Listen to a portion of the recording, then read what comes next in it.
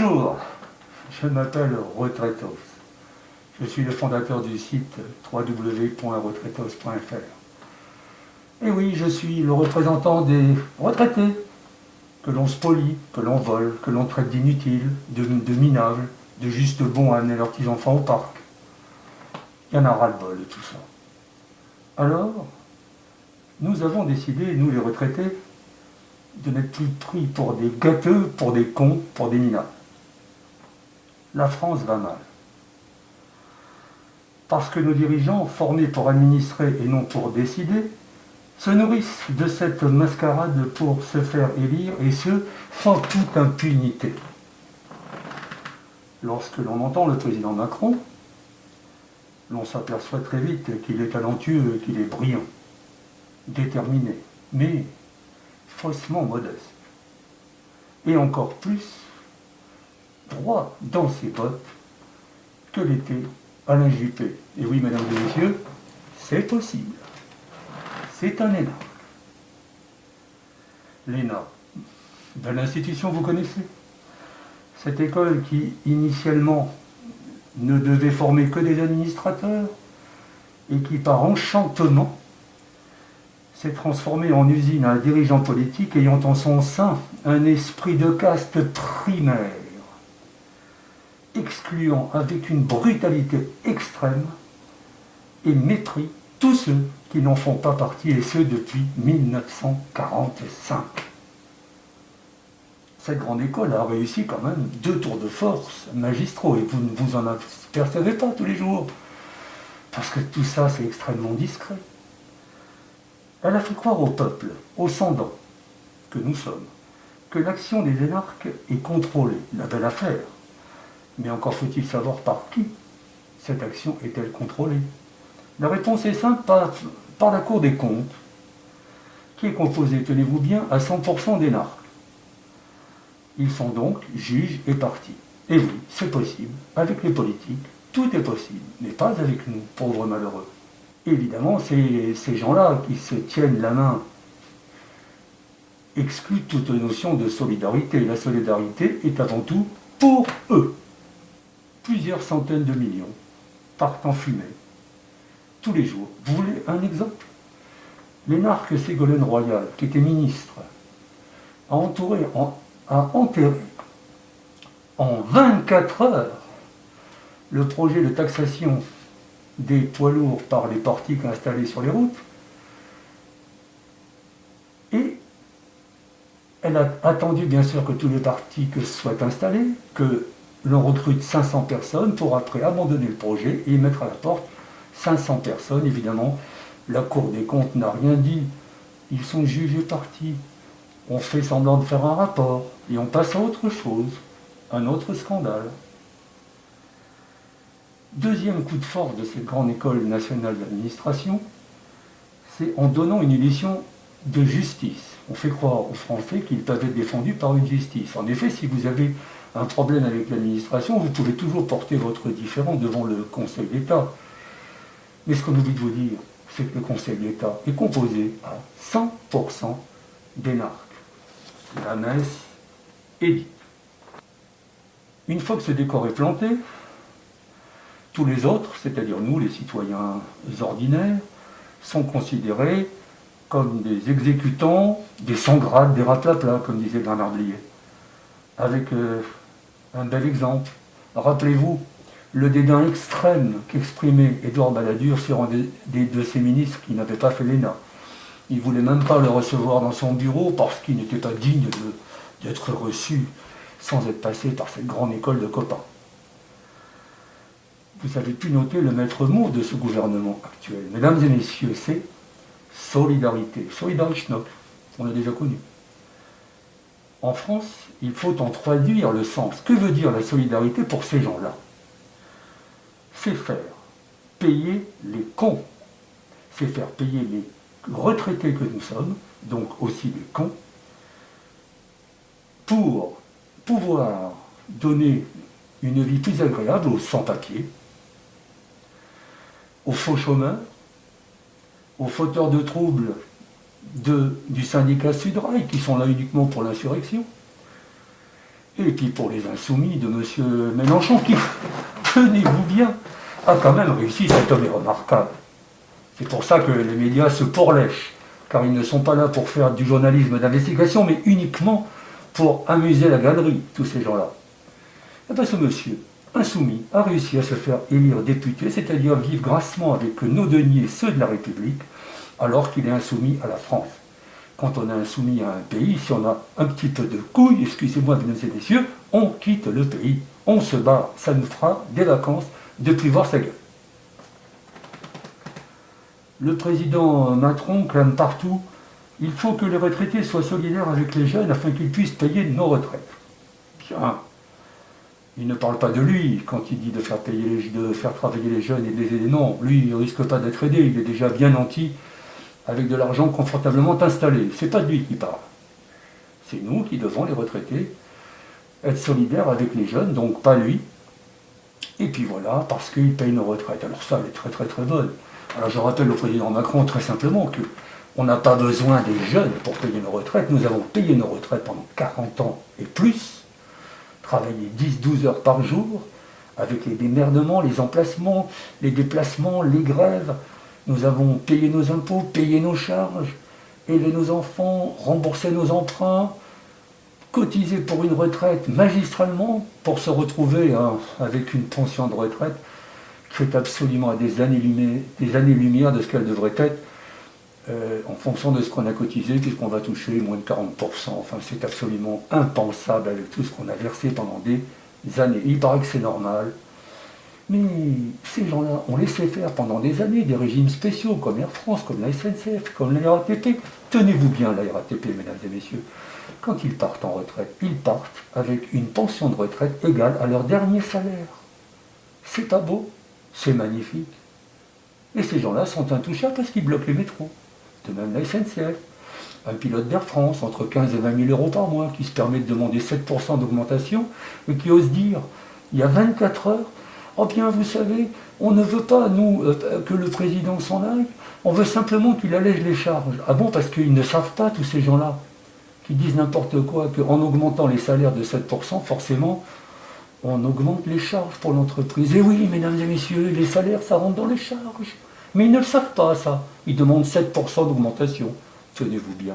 Alors qu'il y a des gens qui n'ont même pas de quoi vivre pour acheter le pain tous les jours. Et il faut aussi noter que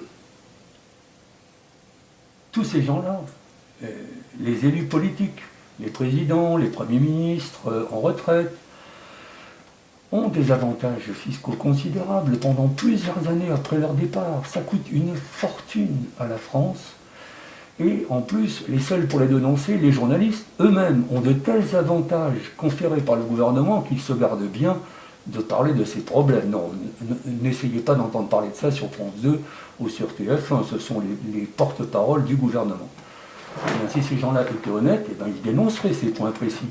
Mais ils ne parleraient pas aux 20 heures de ces retraités qui sont riches et qui partent en vacances, alors que les retraités, s'ils n'étaient pas là, la France irait beaucoup plus mal. Comment être solidaire dans ce pays qui a perdu l'autorité de l'État? En effet, messieurs les dirigeants, ce n'est pas par les paroles que la fermeté de l'État s'exprime. Elle s'exprime par le respect et l'application de la loi.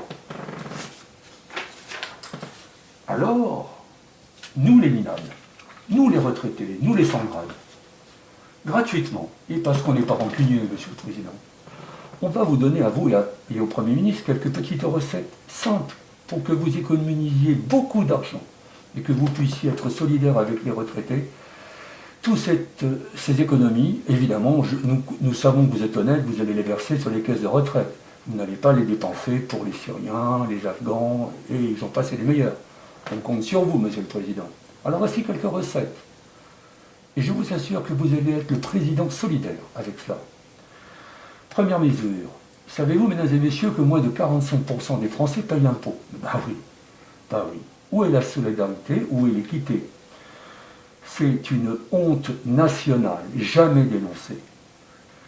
Commençons à faire payer un impôt juste et proportionné pour tout le monde.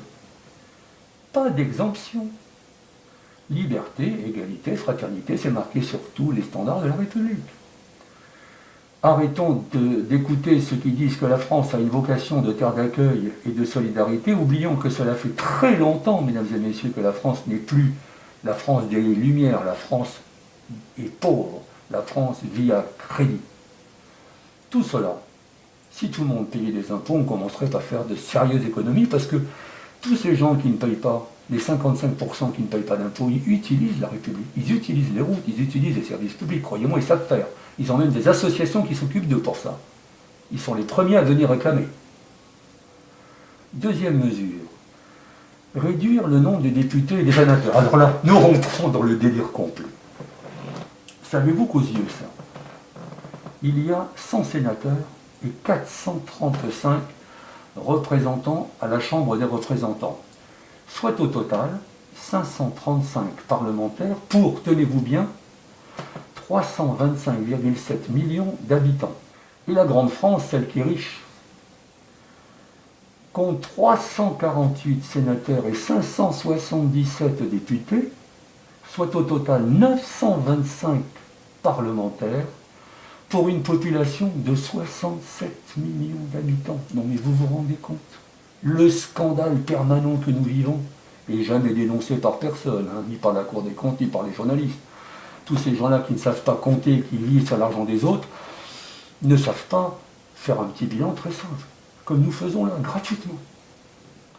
Et ces gens-là, je vous rappelle, 577 députés ont commis un scandale, alors, hors pair. Le 4 décembre 2017 à 17h, où était débattue à l'Assemblée nationale la loi sur le financement de la sécurité sociale et qui devait donc prendre la mesure d'augmenter la CSG pour les retraités de 1,70. Et bien sur ces 577 députés, tenez-vous bien, il y en avait 56 présents. Quelle honte! Moins de 10% de l'effectif était présent pour cette loi scélérate, bien sûr. La seule excuse qu'on peut leur donner, et je veux bien leur donner, parce qu'il faut être magnanime, ils étaient en marche. Et quand on est en marche, on ne s'aperçoit pas qu'on a dépassé l'Assemblée nationale, ils ont oublié de s'arrêter pour venir voter. Excusons-les, ce sont des jeunes, ils n'ont pas vu l'entrée de notre remarquable établissement. Alors il faut être solidaire. Soyons raisonnables. Avec 200 députés et 50 sénateurs, pour la population que nous avons, ça devrait suffire largement. Largement. Et les économies que vous faites, Monsieur le Président, vous les reversez aux caisses de retraite, AGI, Carco et toutes celles que vous connaissez. Troisième mesure, appliquons la loi par le licenciement. Là, je dis bien licenciement des politiques qui pillent impunément la République. Les régions ont été ramenées au nombre de 23 pour faire soi-disant des économies. Et de facto, les doublons et les cumuls ont été interdits, ce qui est logique. Dans le privé, on a l'habitude. Lorsque deux sociétés fusionnent, M. Macron de la Banque Rothschild le sait très bien, lorsqu'il y a une fusion et qu'il y a des doublons, on supprime les doublons. C'est le but, avec des plans sociaux. Pas pour la France, pas pour les politiques. Ah non, certainement pas.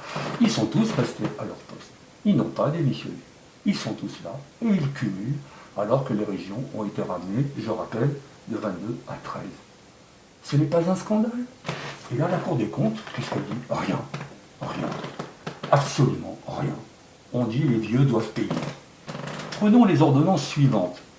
M. Macron est un adepte de l'ordonnance, il a raison, il faut aller vite, il y en a marre de tergiverser pendant des heures pour dire des choses avec des gens qui ne veulent rien entendre de toute façon. Regardez le conflit de la SNCF, ils ne sont pas là pour négocier, ils sont là pour mettre la France à terre. Négocions plus. C'est un autre débat. Restons sur les retraités. Prenons les ordonnances suivantes qui relèvent d'une logique d'école primaire, je dirais même de maternelle, tant c'est simple. Faisons des économies, soyons solidaires avec les retraités et reversons les sommes aux caisses de retraite, immédiatement. C'est en 24 heures. Comment? Supprimons l'avantage suivant. Tenez-vous bien. Au jour d'aujourd'hui, tout étranger ayant 65 ans, n'ayant jamais travaillé ni cotisé en France, a le droit à une retraite de 780 € par mois dès son arrivée sur le territoire, alors que les autres, les Français, ceux qui ont cotisé, n'y ont pas droit. Et oui, mesdames et messieurs, ça c'est une des vérités premières de notre pays. Et rappelons qu'une veuve d'agriculteur ne perçoit que 350 € par mois. Il vaudrait mieux qu'elle soit immigrée de plus de 65 ans, elle aurait tous les avantages. Voilà. Interdisons à la sécurité sociale et sanctionnons les dirigeants. Je rappelle que cette institution a des patrons. Un patron, c'est responsable. Il faute, il doit partir. Il continue, tenez-vous bien, à payer à l'étranger des retraites à des centenaires qui sont déjà morts depuis longtemps. Et ça continue. Tous les jours, tous les jours, tous les jours.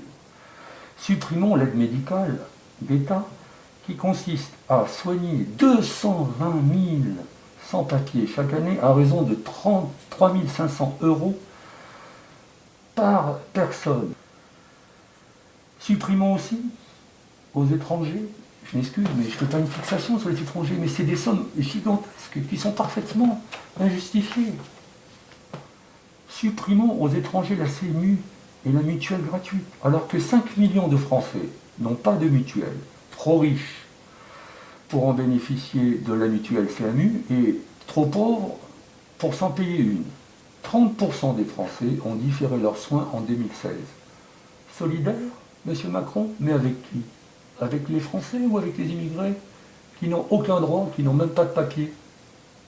Ouvrons aussi une enquête et prenons les ordonnances pour rechercher les 10 millions de fausses cartes vitales qui circulent aujourd'hui, donnant droit à des remboursements, et tous les scandales que cela fait, puisque ce sont des fausses cartes vitales qui continuent à circuler et qui génèrent des dépenses inconsidérées qui pourraient renflouer largement nos caisses de retraite, largement nos caisses d'allocation familiale, largement nos caisses de sécurité sociale. Enquêtons et condamnons les faussaires qui ont permis la circulation, tenez-vous bien, de 1 million de passeports biométriques réputés infalsifiables sur 7 millions.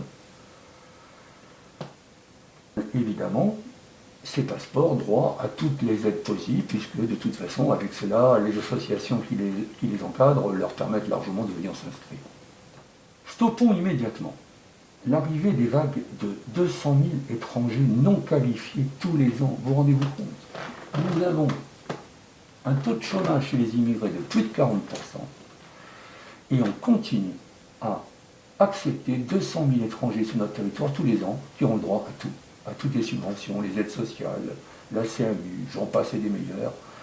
Et après, nos vieux, juste à côté, n'ont pas de quoi manger, n'ont pas de quoi se soigner, n'ont pas de quoi se soigner, n'ont pas de quoi partir en vacances, enfin vivre décemment, comme ils le méritent après avoir travaillé toute une vie. Est-ce qu'on peut continuer comme ça, monsieur Macron? Moi, je vous dis non. Alors, prenez ces mesures et vous verrez que la France vous aimera beaucoup plus. Vous réconcilierez enfin les retraités français avec les Français travailleurs en mettant simplement de l'ordre et de l'équité et du droit. Tout ce droit qui est bafoué pendant toute l'année par des gens qui n'ont pas les moyens de le faire. Alors ceux qui nous conseillent de le faire n'ont qu'à prendre ça sur leur propre denier et arrêter de spolier les retraités. Merci, Monsieur le Président.